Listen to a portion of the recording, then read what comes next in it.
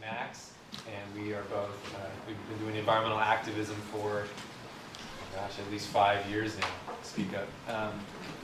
And green energy is a topic that's been really important to us because in trying to find effective solutions, a really genuine response to the environmental crisis, green energy has come up as an obstacle. And we've talked about it always on the side, we've never really come at it head on. And so we thought for this year, for Peel, it's something we should do. So we're probably going to talk for about maybe 40 minutes, and then we'll do a little Q&A, and we'll call it a day. So I'm going to Max. Thanks. Yeah. Thanks everyone for coming. It's an honor to be here again. So today we're going to introduce you to some ideas that you probably will be familiar with already as environmentalists, but we might also be talking about some things that are surprising or even shocking to some of you. So first of all, we're going to introduce you to the world of industrial production. And this is a world that's completely hidden from most of us in our everyday lives. Almost no one understands how industrial production happens. But today we're sort of going to lift back that veil and try and examine what's going on behind the scenes. Can y'all want me to stand up in the back? Is it? Yes, Okay. yes, hooray. I don't usually like to stand up, so it might be a little awkward. But. So second, we're going to take that information about industrial production and we're going to apply it to green technology.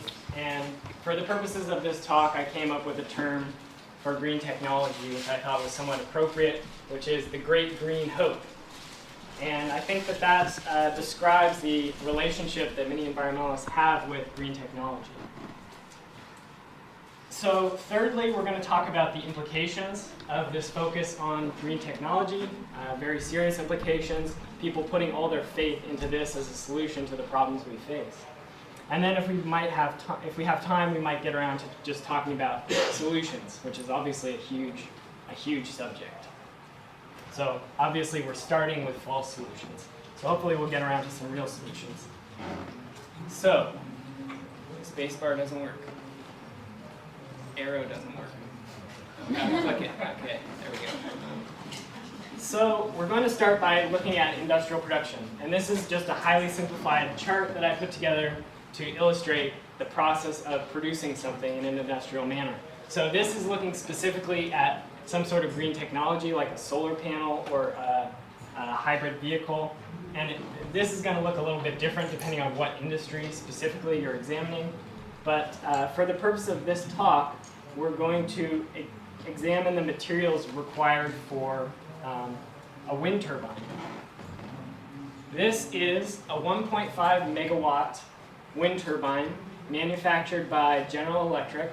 It's one of the most commonly used wind turbine designs on the planet, and I think there are over 20,000 of these specific units installed around the world in use right now today. So then the cell of the turbine is the portion up in the top here. That weighs 36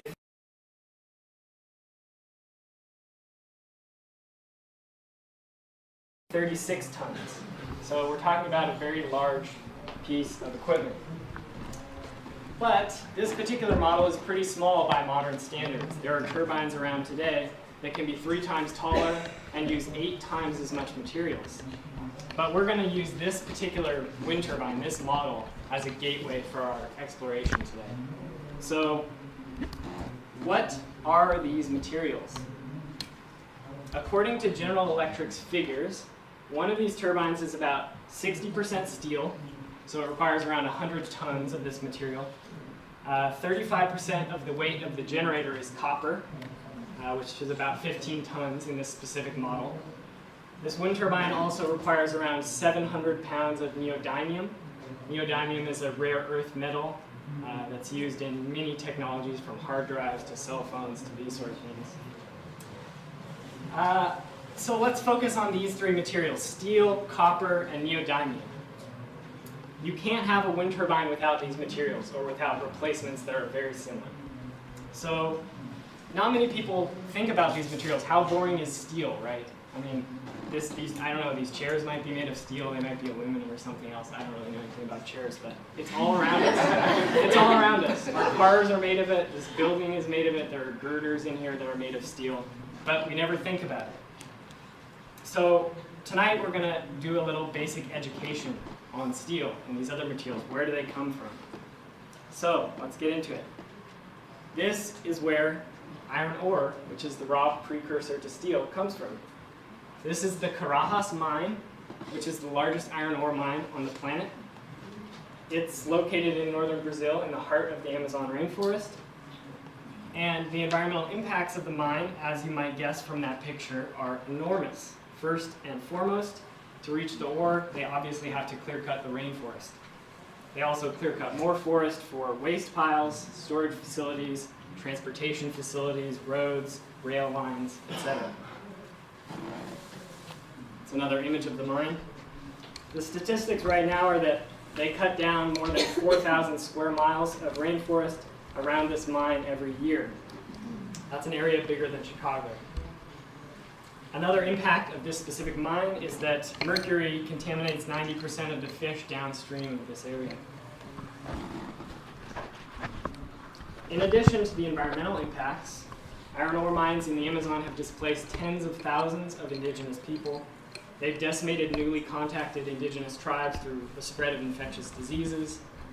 And they've flooded these remote areas with thousands of workers, networks of roads, and all the associated impacts in terms of poaching, logging, economic and sexual exploitation, etc.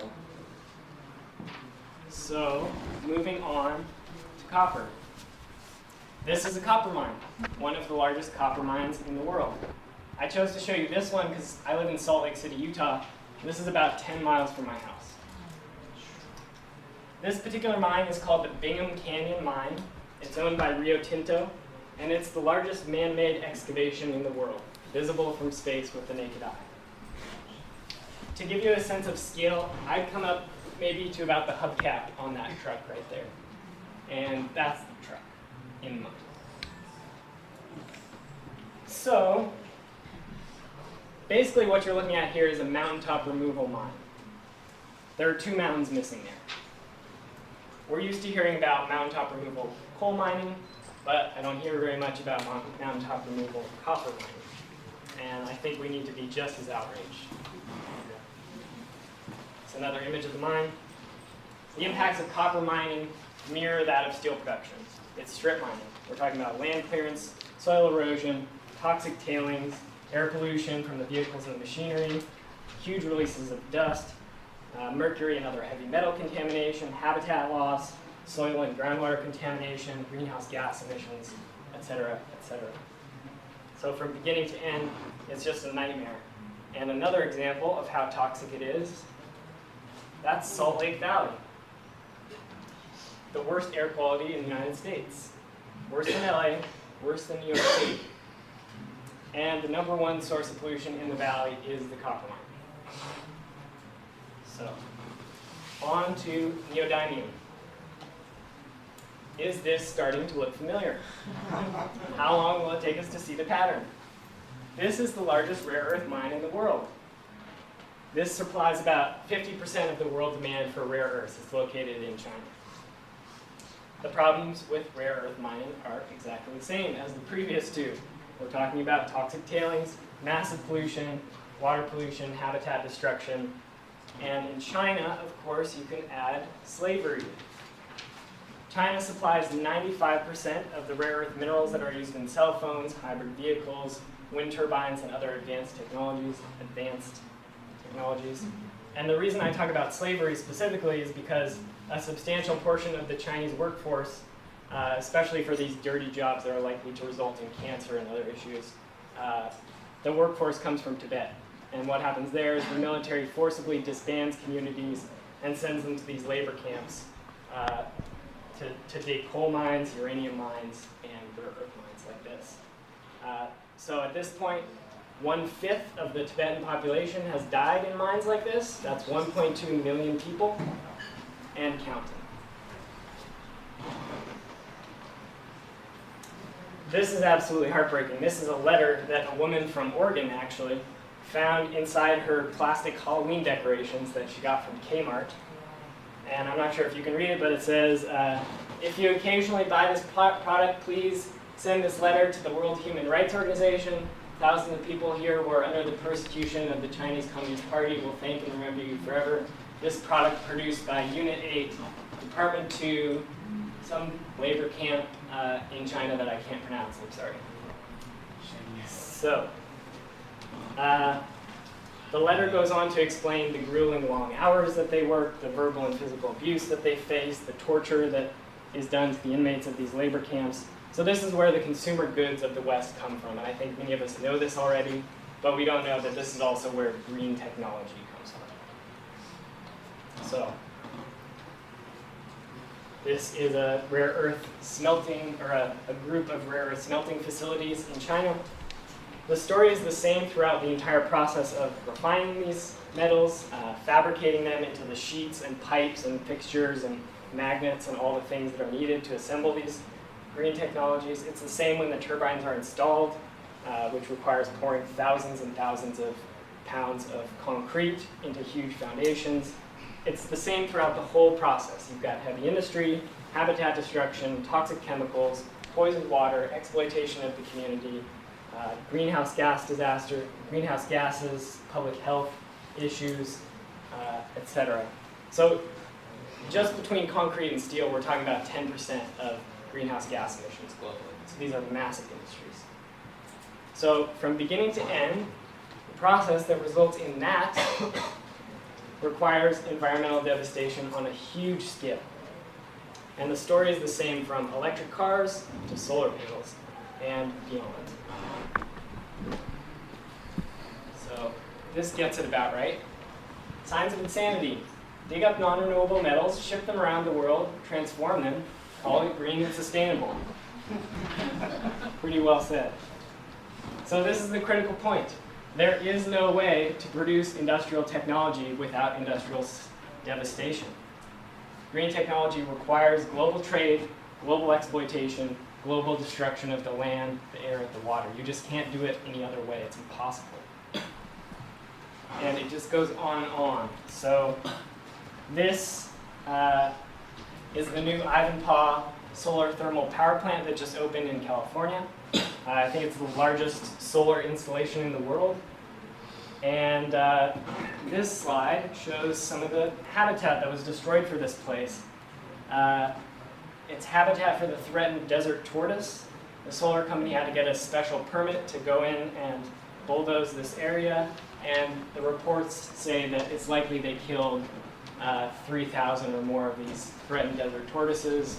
Most of them they didn't even know because they probably just rolled them over with a bulldozer and they were killed.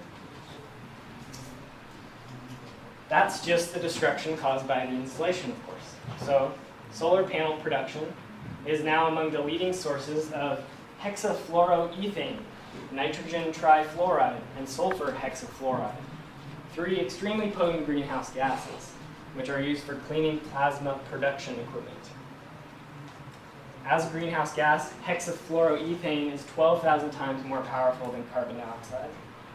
It's 100% manufactured by humans, and it survives 10,000 years once released into the atmosphere.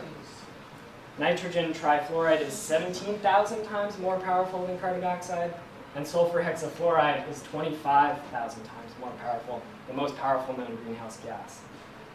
And just as an example, nitrogen trifluoride is rising at 11% per year, the atmospheric concentrations. So, what about the other end of the process? What happens when these panels and these wind turbines and this green technology it breaks or it's done, it doesn't work anymore? This is e-waste. The Silicon Valley Toxics Coalition released a report saying, I quote, "As the solar industry expands, little attention is being paid to the potential environmental and health costs of that rapid expansion. The most widely used solar PV panels have the potential to create a huge new source of electronic waste at the end of their useful lives. New solar PV technologies are increasing efficiency and lowering costs, but many of these use extremely toxic materials or materials with unknown health and environmental risks, including new nanomaterials and processes." It's really interesting how you see environmentalists really worried about these new technologies and these GMO crops and such. But when it comes to basically applying the same technologies to solar panels and green energy, they're cheering along. So my message is that we have been lied to. And we are the victims of an extremely sophisticated public relations and advertising campaign that stretches from General Electric to the Department of Energy, to the White House, to the UN, to the Sierra Club, to Apple, to Greenpeace, and beyond. And that brings us back to where we started with this wind turbine from General Electric. I'm sure you've all heard this term greenwashing before. This is General Electric's corporate structure. How did we ever think that a technology promoted by a company like this, a $700 billion corporation that is involved in everything from weapons production to nuclear power, a company with a dismal environmental record and a history of leaving behind Superfund sites for the public to pay to clean up or to never get cleaned up at all, more likely. How could we ever think that this business would act in our best interest, in the best interest of the Earth? The lie that we have been told hinges on this one big hope. It's the hope that we can maintain the American dream while we save the planet at the same time. It's the hope that we won't have to give anything up. It's the hope that our lifestyle can continue without being threatened by little distractions like killing the planet. And it's been bought into by the middle class, anxious to maintain the comforts and elegancies of modern life.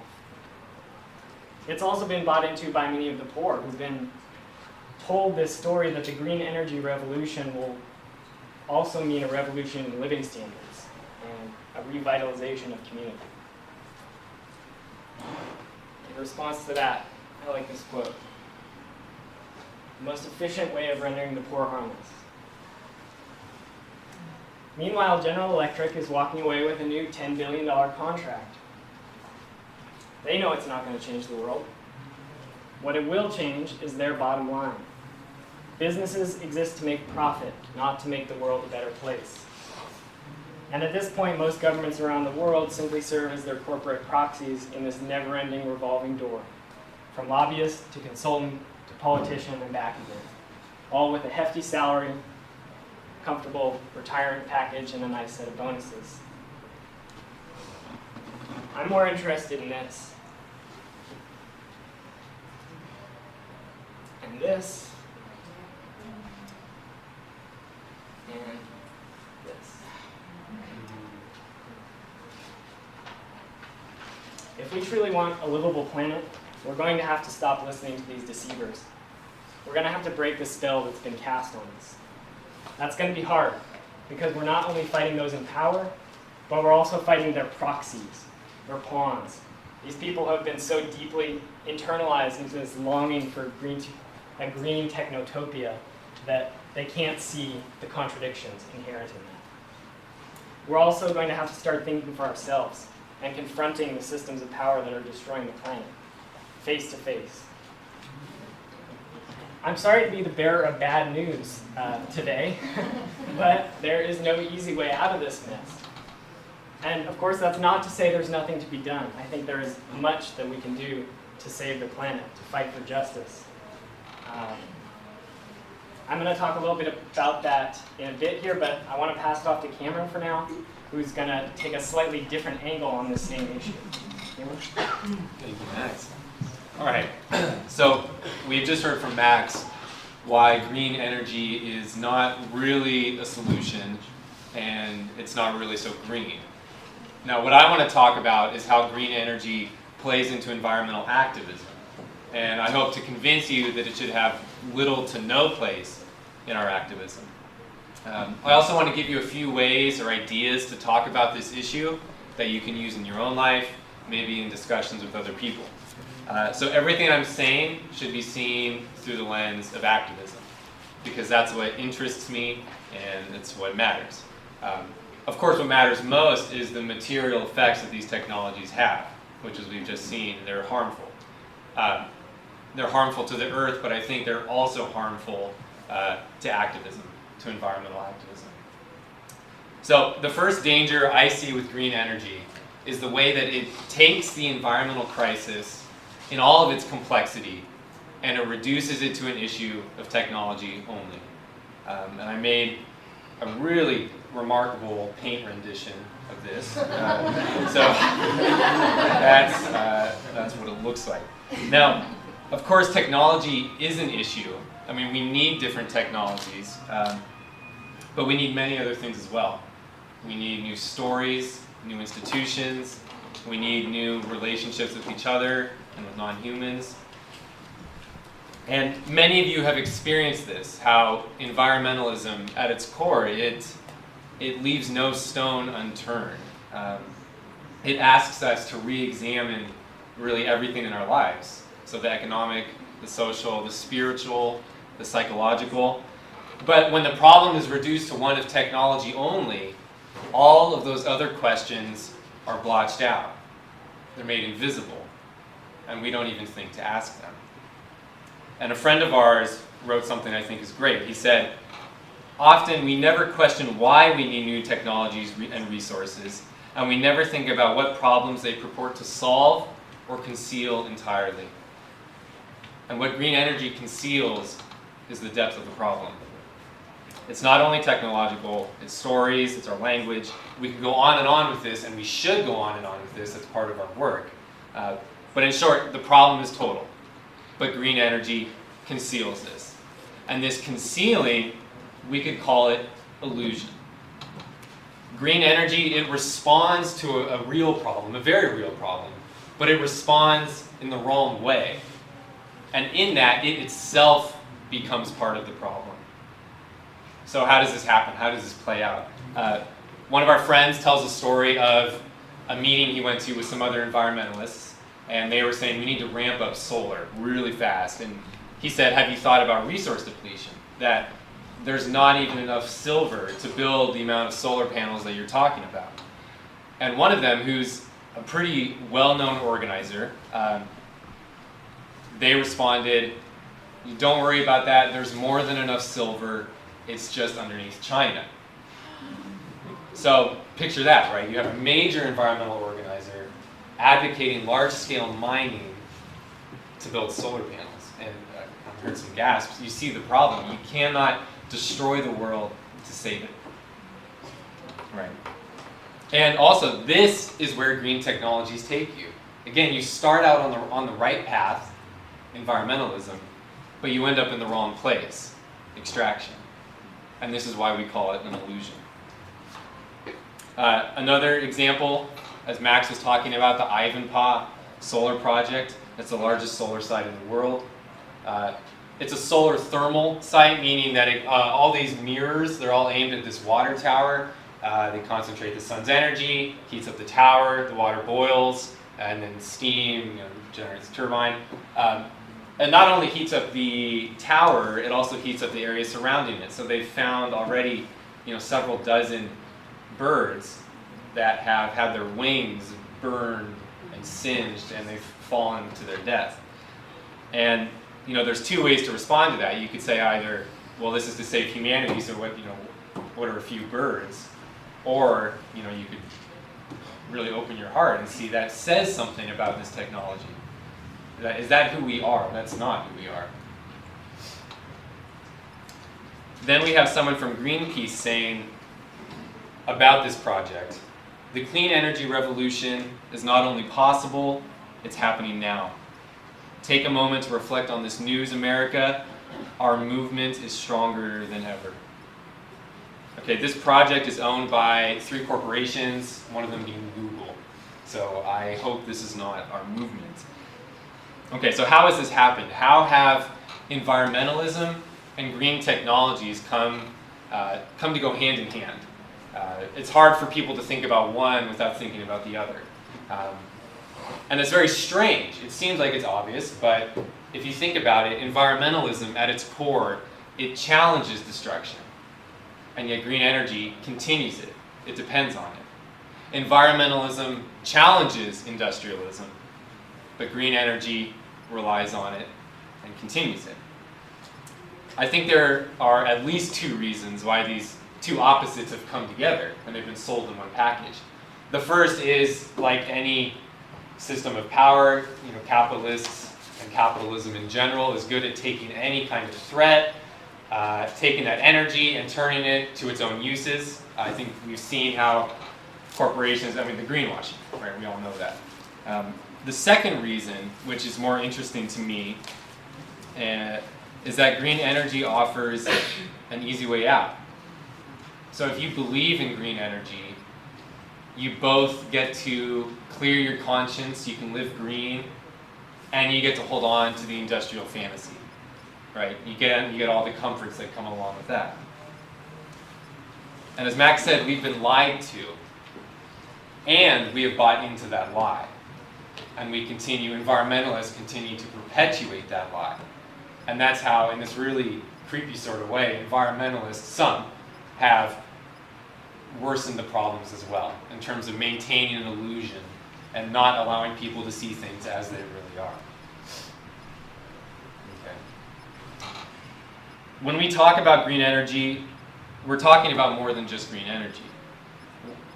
I see green energy so much as loaded into it. I think of it as the last straw of the industrial fantasy. Everything we've been told since birth about our relationship to the natural world, that we live above it and separated from it, for many of us, that story has its last support in green energies.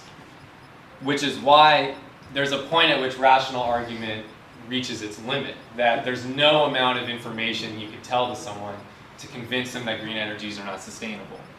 They're going to continue believing it because they have to believe it. Because if they stop believing it, their whole understanding of this world, the industrial civilized world, that would collapse in on them. And that's a very painful thing to go through, as I'm guessing many of you in this room know.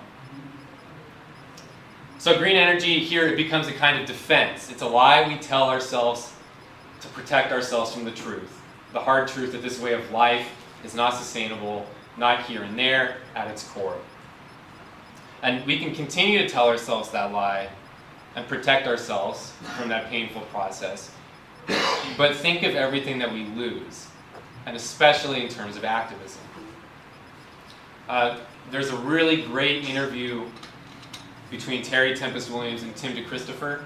Tim DeChristopher is the man who bid on all the parcels of land at the auction. He had no intention of paying for them, and he ended up saving over 20,000 acres of land. And she asks him, how did you get to this position where you could do something so creative, so risky? And he goes back several years telling a story of how he was at a talk by a major climate scientist, and she gave the story that it's largely irreversible, there's nothing we can do. Whether that's true or not, that's what she said. He went up to her afterwards to ask her about it. She put her hand on his shoulder and said, "I'm sorry my generation has failed yours." And he's telling Terry Tempest Williams, he says, "Once I realized that there was no hope in any sort of normal future, there's no hope for me to have anything my parents or grandparents would have considered a normal future, I realized that I have absolutely nothing to lose by fighting back." And later on he says, "My future was already lost." So this is what interests me. What has to happen to someone that they become an environmentalist? It's a lot of things, as you all know. It's love, it's relationships with the natural world, with other people. But for a lot of us, it's about having that view of the world, of the industrial world, of oil and everything that goes with it. It's about having that shattered. And there's nothing nice about it. It's painful, it's difficult, but in its place you find something else. You find stronger relationships, real relationships. You find passion, and you find commitment to something larger than yourself. And that transformation, that's a really amazing thing. It's something that should be protected and celebrated and guided and honored. And what does green energy do? Green energy, as far as I've seen, and I'm guessing many of you have seen this, it works to stunt and head off that transformation. It domesticates it. It takes all this passion, this energy, it takes it and it redirects it back into the very system that was being challenged. Okay? And as I showed, it makes it a very complex situation. It makes it into a false choice. It's either we have fossil fuels or green energy, right? And that's not true. And we need to break out of that. And when we break out of that, then we can find something new. We can make something new and put that into practice. So that's our challenge, is how can we think and practice an environmentalism that doesn't rely on green energy? Now, some people here might say, okay, of course it's not perfect, but isn't it better than the alternative, better than fossil fuels?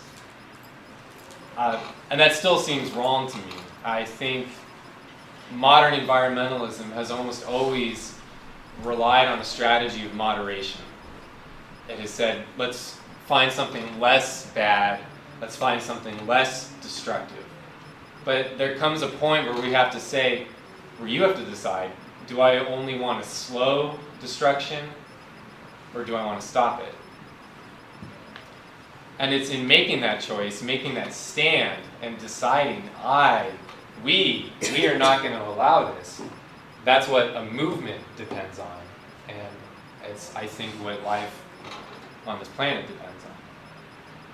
So I'm going to pass it back to Max and give him the very difficult section of what needs to be done. Okay. Thanks, Cameron.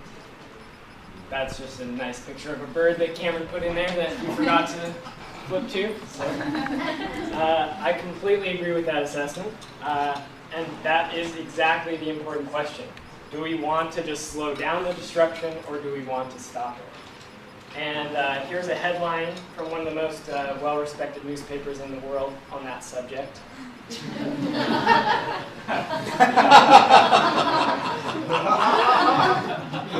That's one of my favorite headlines I've ever read, because it's amazing how sometimes the fake news is so much more true than the real news, you know. Oh, I'm sorry. It's a headline from The Onion. That's why we're laughing. It says, "Millions of barrels of oil safely reach port in major environmental catastrophe." So, what Cameron said is right. We've gotten too comfortable in this mindset of finding a less harmful alternative. And honestly, when you're starting from this god-awful baseline, it's pretty darn easy to find something that's slightly better. And usually that still means destruction for the planet. So if there's one thing we want you to walk away from this talk with, it's that green technology is not a solution. And it reminds me of a quote from Malcolm X, and people like to quote these historical figures without really knowing history very well, and so I just want to say that I think it's really important to understand history and to understand these figures, and Malcolm X had a lot of various issues, including misogyny and other things, but he was really smart in some ways. And I love this quote. He said, "If you stick a knife in my back 9 inches and pull it out 6 inches, there's no progress. If you pull it out all the way, that's not progress. Progress is healing the wound that the blow made." I think that's exactly what we're seeing with this green technology. So this is sort of a summary of what we've been talking about here. On the left, we got fossil fuels. On the right, we've got green technologies. So in terms of extraction, fossil fuels require large-scale, unsustainable extraction of metals and other resources. On the right, green technologies requires large-scale, unsustainable extraction of metals and other resources. Just the same. In terms of production, fossil fuels, globalized industrial production process requiring energy-intensive technologies. On the right, under green technology, globalized industrial production process requiring energy-intensive technologies. Pollution, fossil fuels, extreme pollution released from initial exploration through extraction and consumption. Pollution is often visible at the site of consumption. In terms of green technology, it's a little bit different here. Extreme pollution released from initial exploration through extraction and disposal. Pollution often invisible at site of consumption.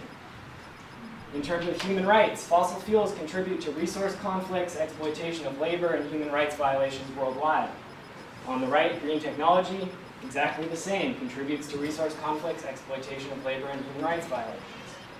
In terms of democracy, fossil fuels The technology is largely controlled by multinational corporations. They require massive capital to get started. Community scale implementation is largely impossible. On the right, exactly the same for green technologies. So these are just a few of the ways in which these are exactly the same.